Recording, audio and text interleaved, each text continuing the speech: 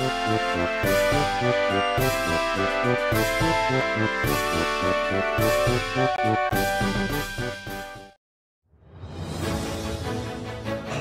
ang tinig ng San Manuelenyo Radio. Tatak San Manuel, tatak Tarlac.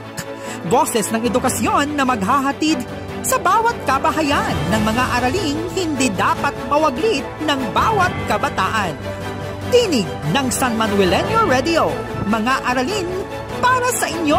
Tatak San Manuelenyo, tatak Tarlacenyo.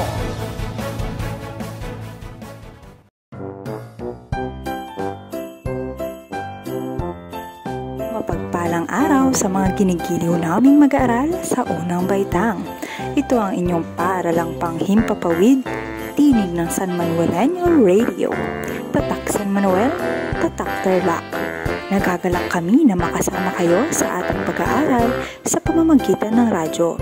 Ako ang inyong lingkod, Ma'am Dayanara N. Palarga, inyong mahusay na guro sa unang baitang. Siguruhin ninyong nasa isang lugar kayo ngayon na komportable at maayos na naririnig ang ating broadcast. Matanong ko lang, kumusta na kayo? Mabuti kung maayos ang inyong mga kalagayan upang maging alerto ang inyong mga pag-iisip at maayos na maunawaan ang ating aralin ngayong araw. Halina't makiisa sa amin ngayon na punong-puno ng saya at ngiti sa ating mga labi. Handa na ba kayo mga bata? Kung handa na, pumalakpak ng 3. Mahusay!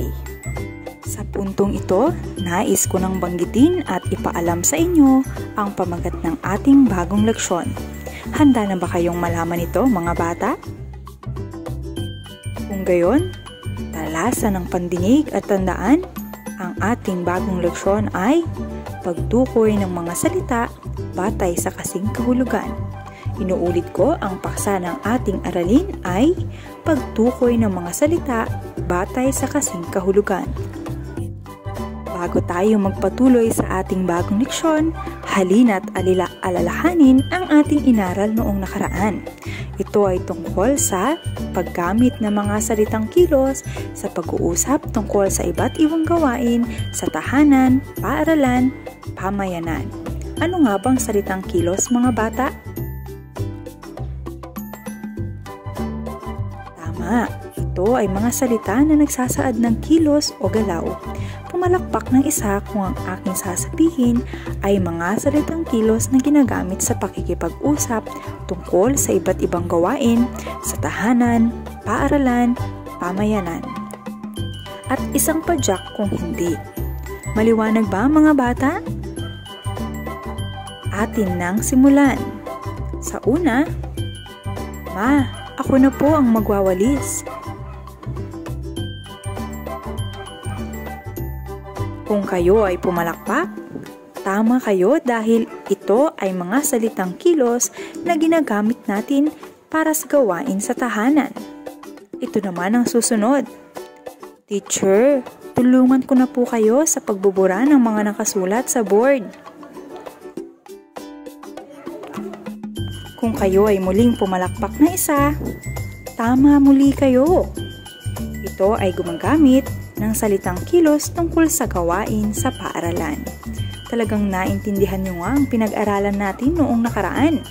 Napakagagaling. Natutuwa akong sabihin sa inyo na sa huli ninyong naging pagsusulit ay lahat kayo ay pumasa.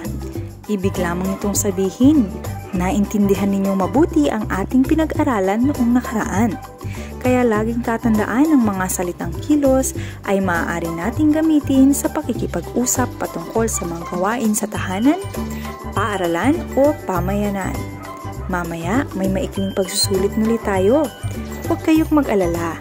Tsak na masasagutan ninyo ulit ito ng may kahusayan basta kayo ay makikinig at itutuon ang inyong pansin sa ating leksyon. Ngayon ay handang-handa na tayo para sa panibagong aralin.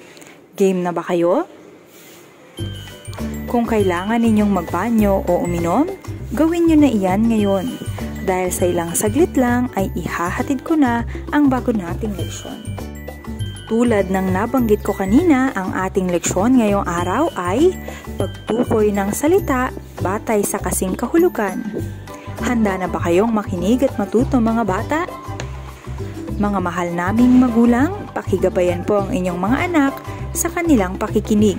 Iiwas po sila sa lugar na maaaring makaabala sa kanila. Salamat po sa inyong pagtugon. Mukhang handa na ang lahat. Kung gayon, atin nang simulan ang ating leksyon ngayong araw. Halina at makiisa sa ating talakayang punong-puno ng kaalaman sa asignaturang Filipino. Magandang araw muli mga bata mula sa Unang Baitang. Ako pa rin ang inyong mahusay na guro sa Unang Baitang na si Ginang Dayanara N. Palarca. Tinig na muling maghahatid ng ating bagong aralin. Noong nakaraan ay ating pinalakay ang tungkol sa paggamit ng mga salitang kilos sa pag-uusap tungkol sa iba't ibang gawain sa tahanan, paaralan at pamayanan. Ngayon naman ay ating pag-aaralan ang pagtukoy sa salita batay sa kasing kahulugan. Handa na ba kayo mga bata? Magbibigay ako ng 3 tig-2 salita at obserbahan kung ano ang kanilang pinagkatulad. Unang mga salita, daan at kalsada.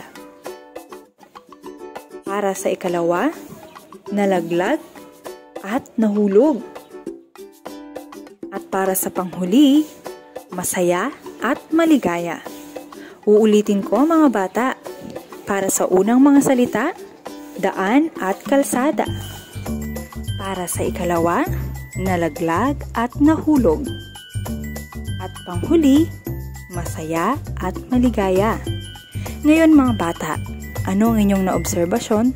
Ano ang inyong naobserbahan sa mga salitang ito?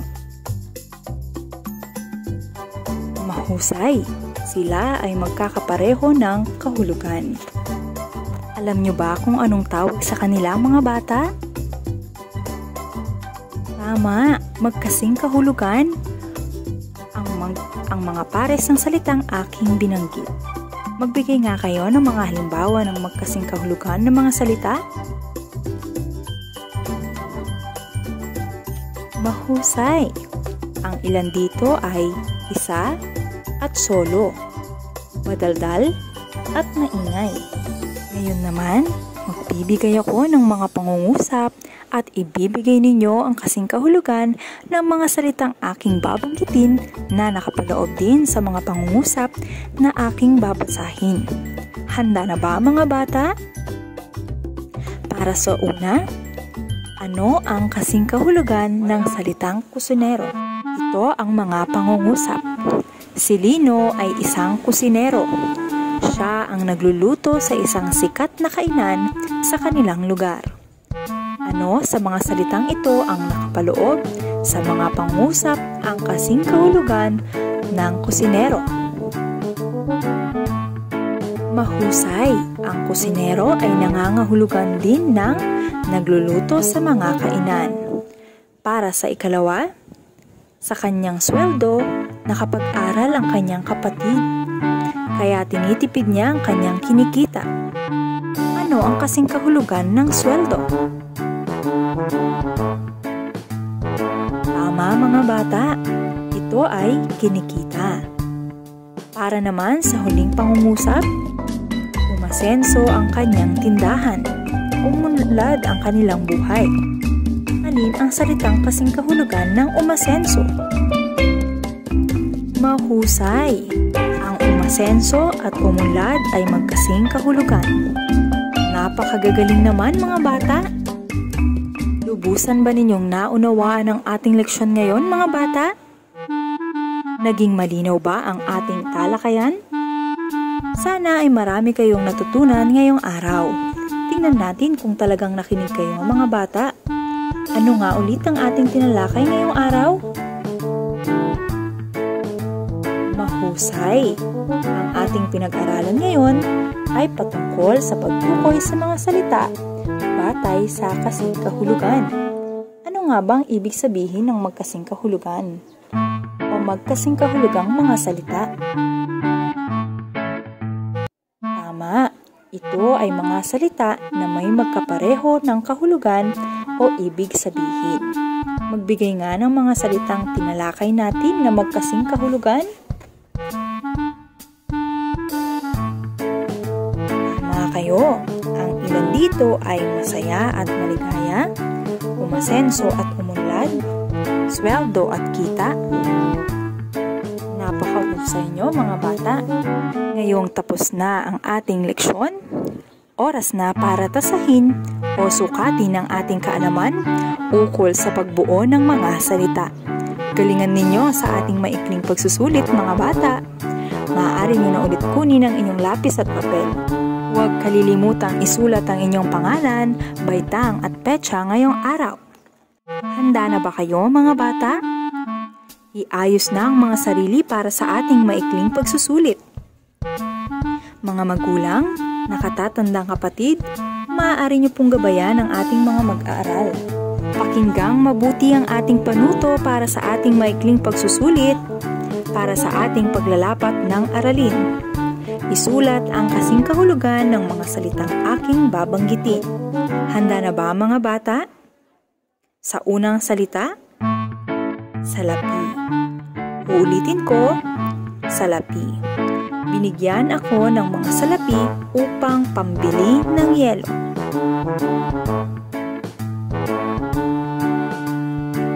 Ikalawa, lihim. Inilihim niya na siya ang nakabasag ng florera para hindi malaman ng kanyang nanay. Para sa ikatlong salita, pabrika. Si Aling Susan ay nagtatrabaho sa pabrika na pagawaan ng mga bag. Para sa ikaapat na bilang, solo. Siya ay walang kapatid. Solo siyang anak. Para sa panghuli, ang ating salita ay panganay. Si Mina ang panganay sa kanilang magkakapatid. Siya ang unang ipinanganak ni Aling Martha. Dito na nagtatapos ang ating maikling pagsusulit. Siguruhing nasagutan ng maayos ang bawat bilang na nakasaad sa ating maikling pagsusulit. Kung may tanong kayo o nais linawin tungkol sa ating aralin, ay malaya kayong magtanong sa akin sa pamamagitan ng text, chat, o group chat at tawag. Malakas na palakpakan para sa inyong kahusayan mga bata. Ilagay na ninyo ang nasagutang papel sa inyong portfolio at ipadala sa inyong mga magulang sa ating paaralan upang aking masuri at ma-check. Ngayon pa lamang ay tunay nang nananabik ako na makita ang inyong mga sagot. Isang leksyon na naman ang ating natapos. Sana ay naunawaan ninyo ang ating aralin mga bata. Hanggang sa susunod nating aralin, ako ang inyong guro sa Himpapawid, Ma'am Dayanara N. Palarca, mula sa unang baitang para sa paaralang Panghimpapawid, tinig ng San Manuelenyo Radio. Tatak San Manuel, tatak Tarlac. Mag-iingat mga bata at laging manalangin. Hanggang sa muli, ako si Teacher Dayan na nagsasabing isip ay pagyamanin, aklat ang basahin. Maraming salamat sa pakikinig. Paalam!